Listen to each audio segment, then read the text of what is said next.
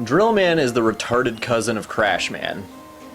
He has the same body but a different head, and a slight reddish color versus orange.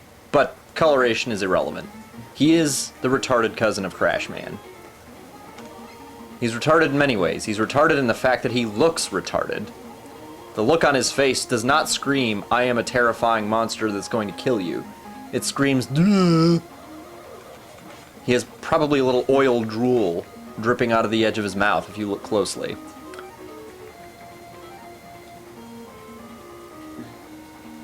Now, he has one different attack than Crashman, and that is to dig underground.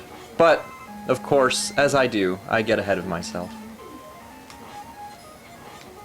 He has the added negative of just generally not being as cool, not having as cool a stage, which is shocking.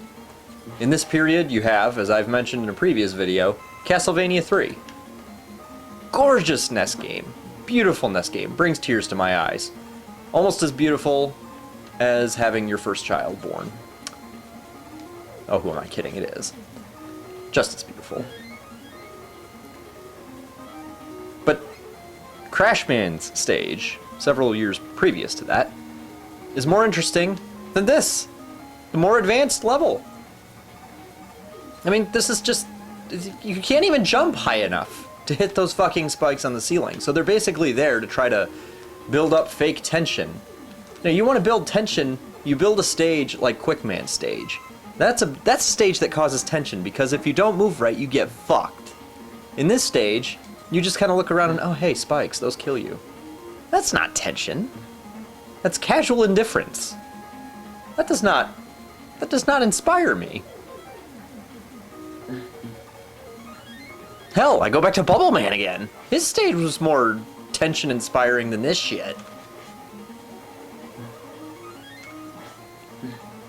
My god, Bubble Man, I have to say, inspired more tension by himself than this level and its boss. I suppose there's a bit of random chance as to whether or not you'll have any trouble with the boss. Trouble in quotes. Really, the only difficult thing about this stage is this.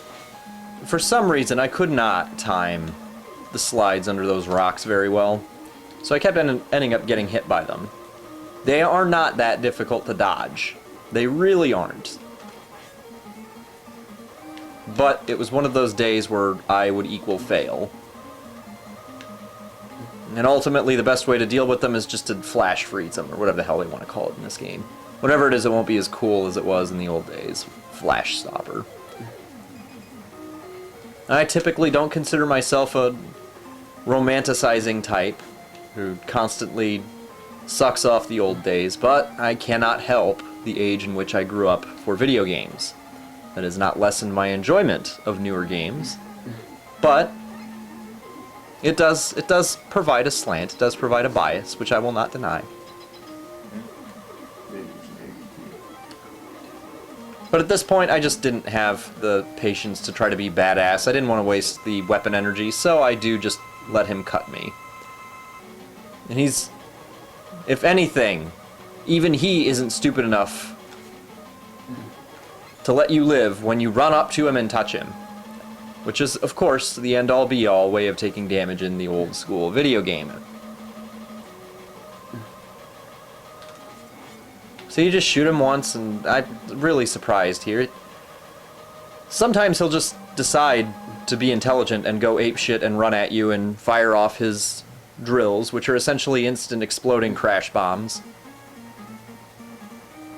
Again, nowhere near as cool.